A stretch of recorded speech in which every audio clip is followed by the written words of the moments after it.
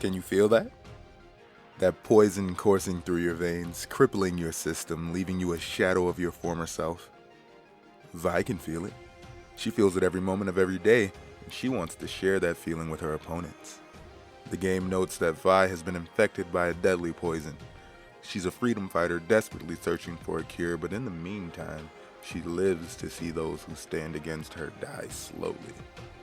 And she has the tools to make that happen. She's the definition of utility, being more of a support rogue than an assault, but that doesn't mean she can't handle herself. Next up in our Rogue Gallery Guide series, we have Miss Toxicity herself, Vi. Is it V or Vi? Who knows? All I know is that you can be a deadly addition to a team whether you're on attack or defense. So today, we're going to give our kit an in-depth look. Weapons, perks, gadgets, and abilities, we're going to go through them all so that the next time you take Vi into battle, you can make any and every opponent feel your pain.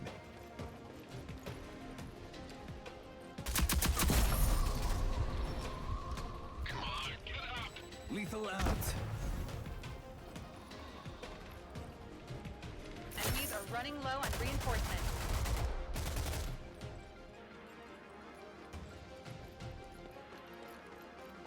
Enemy spotted!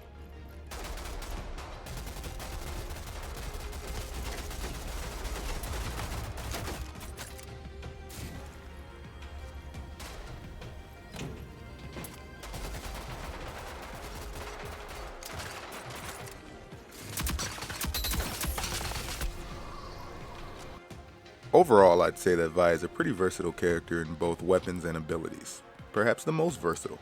Her weapons ensure that she's effective at pretty much any distance, and her ability Vile Poison, though mainly used as an area denial tool, can be used in a number of ways, from holding a point, to locking down a hallway, to securing the advantage in a fight. That means that her ability is as good a place to start as any. So Vile Poison allows Vi to create a cluster of poison pools that reduce enemy max health. In other words, she lays traps down that the enemy can't walk through unless they want to give up some health.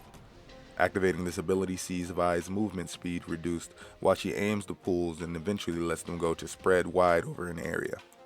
Her passive, Leeching Poison, allows her to increase her maximum health up to 25 points if the opponent is dumb enough to try walking over these. The easiest, most straightforward way to use this ability is to block off the access to choke points or put them on control points to deny the enemy team. That's what this ability was designed for and what it does best: area denial.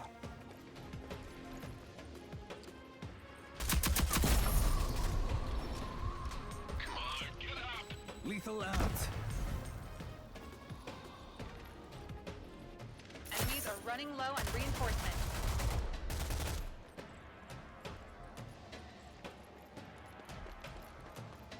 Enemy spotted!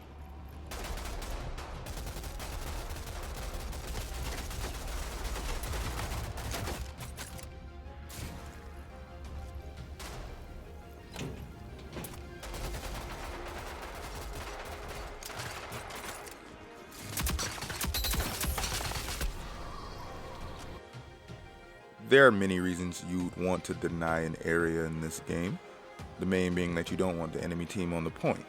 But say you get taken by surprise and manage to get around a corner to break line of sight. You can use Vi's traps to put an obstacle between you and the enemy, who will likely rush. Most times, they'll think twice, and if not, the damage from a Vi trap can be just what you need to turn the tables in your favor. 45 seconds and this one's ours. Okay.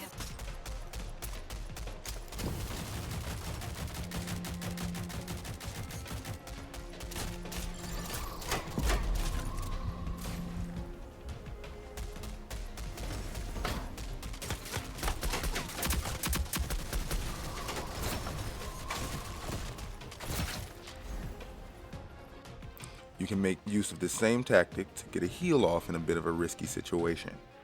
Pro tip: there's a perk Vi has that makes this tactic even more effective, so give me a bit and we'll talk about that. Need help. You have much to learn.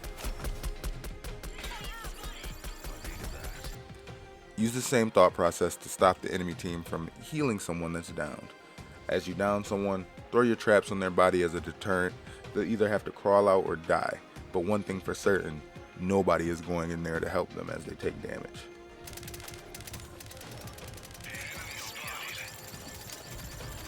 Enemies have control of the objective. Capture it. You can also use Vi's trap to drive away an enemy from a corner or other cover. If there's a particularly pesky enemy on the other team taking advantage of crossfire, you can throw your Vi traps at their location to make them vacate the premises. In their panic, you or your team may be able to get off a quick down. Reinforcements. Overtime. Get to the objective. Enemies have control of the objective. Capture it. Objective secured. Defend it. Vi's first weapon that's available to her is the Nightshade assault rifle. And as far as looks go, this is my favorite assault rifle in the game. It has this shape to it that's very distinct and futuristic, almost guaranteeing that I pick it up anytime I see it on the ground. This is not a gun that you're going to confuse for any other weapon when you see it. In base form, the gun is respectable. Just about any gun can laser with good enough aim, and this is no different. Yes, there is recoil, but with practice you can learn to mitigate this. The mag size of 25 is more than enough to put someone down, but you probably won't be dropping multiple people in one clip of this bad boy. Both of the issues I spoke about with this gun are taken care of with the upgrades. The Tier 1 upgrade is the mag size increase from 25 to 35. This is going to give you a bit more leeway to miss your shots. This likely will be important on smaller maps and if you're being rushed. In these situations you have to hip fire. The accuracy upgrade for this weapon isn't until Tier 2, so until then you may see some jump on the gun that can cost you a fight or two at close range. Luckily, like I said, Tier 2's upgrade takes care of this issue. It increases hipfire accuracy and reduces reticle bloom. Tier 3's upgrade is more situational. It increases the damage range, but I'd argue that, as an assault rifle, the Nightshade doesn't have bad range to begin with. On larger maps like Favela, this might be worth the investment, but otherwise I'd spend my money elsewhere. We have control of the objective. Defend it. Her second gun is the S12 Tactical Shotgun, and this is one of the more interesting guns in the game to me. Shotguns are close quarter combat weapons, and that means they're very situational. You usually have to have the right map to use this to its potential, but when you have the right map, you can terrorize a lobby. I've heard a lot of people claim that this gun is not very good, and I have to ask,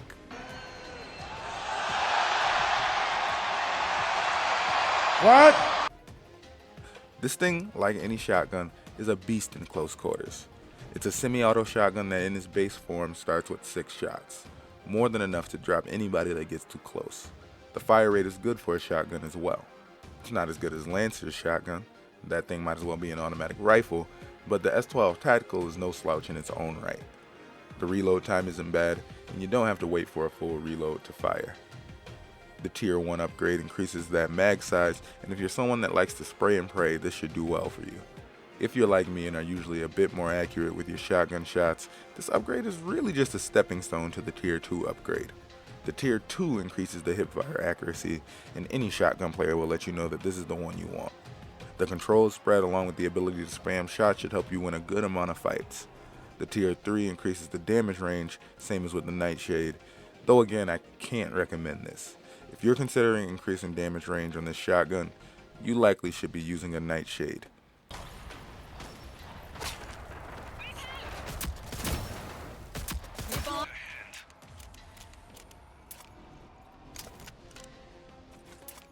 I have nothing to lose.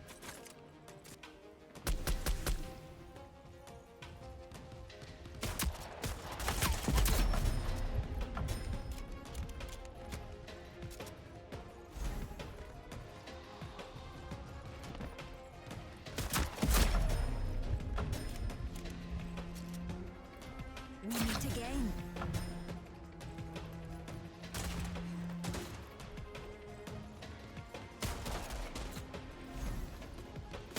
All enemies have been eliminated.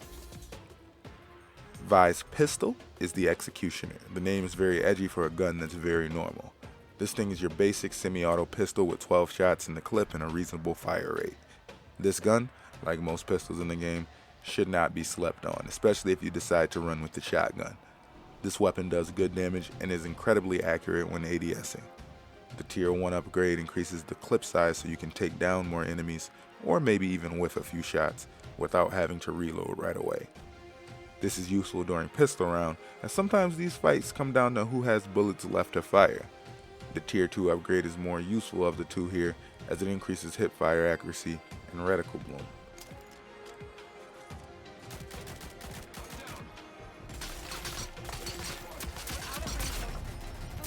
Vengeance is mine. The first of her gadgets is a tear gas grenade. This creates a field of disorienting gas, and it can be useful for holding a lane. Anybody walking through the gas will be slow and easy pickings for you and your team. It's also good to throw in a downed enemy to make sure their team has a hard time getting to them. It's important to remember here that the gas does not do damage, so you'll need to follow up after throwing this to really utilize it. If I'm being honest, I don't think this is as useful as her other grenade, which we're about to go over. The tier 1 upgrade increases the duration of the gas, useful when looking to lengthen lane lockdown. The tier 2 simply gives you another grenade to use. Utility out. I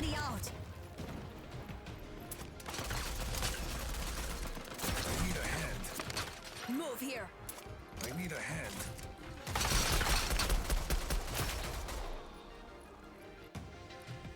The second grenade is the incendiary, and this can be used in a lot of the same ways as both Vi's vial poison and the tear gas grenade.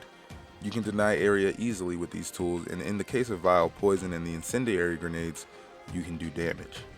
Apply a lot of the advice I gave in regards to her ability here.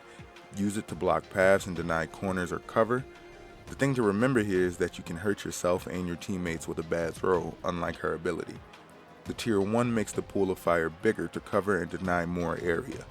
The tier 2 increases the duration of flame, which can run more time off the clock. If I had to choose a gadget to go with most of the time, I'm going to go with the incendiary. Last thing we'll go over here, her perks.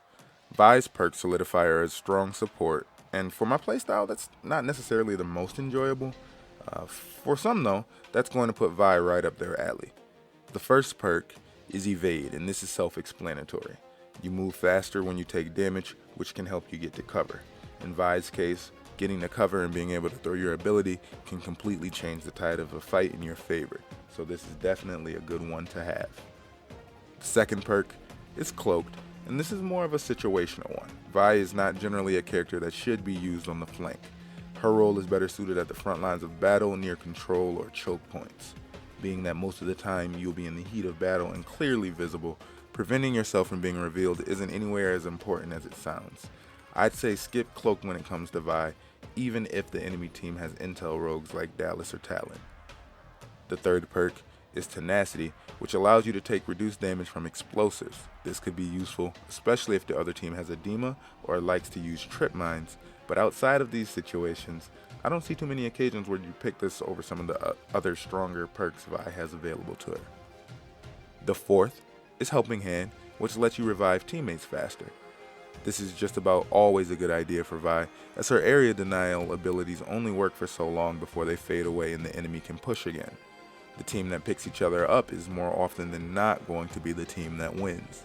The faster that you can pick up, the faster that you and your down teammates can get back into the fight. The fifth perk is perhaps the most useful in Vi, Sixth Sense. When someone within 25 meters is looking in your direction or at you, you are notified, and this can mean the difference between life and death. If you're walking down a lane approaching a corner and get this alert, change course. You can see that someone is there and you're going to want to either retreat or throw down your traps to create some distance. In a third-person shooter, this is one of the most clutch perks out there. Lastly, we have Replenish. Downing an enemy reloads Vi's currently equipped weapon and restores ammo. This is good for Nightshade in particular, as this allows you to continue to apply pressure to a team even after you down one. Being that most of her weapon upgrades add bullets to the mag, however, I don't find this to be as useful as some of the others. Vi is an interesting character that, when played correctly, can severely limit the opposing team's options. That makes them more predictable, and in a game like this, the last thing you want to be is predictable. If you're picking Vi, choose a lane in the map and essentially lock it down using your ability and your gadgets. The gun you choose is going to vary according to your team's playstyle and what maps you're on, so make sure you're paying attention at the beginning of the round to see what the best course of action is. Hopefully, this guide makes things a bit easier for you if you're just picking up Vi. Guys, I'm Mr. EMP. Keep it locked right here so that eventually you can make plays like me. If you want to see me make plays live, go over to my Twitch channel, Mr. I Make Plays. Links to that and my social media tags will be down in the description. Thank you all for watching this vid. See you next time for more Rogue Company content.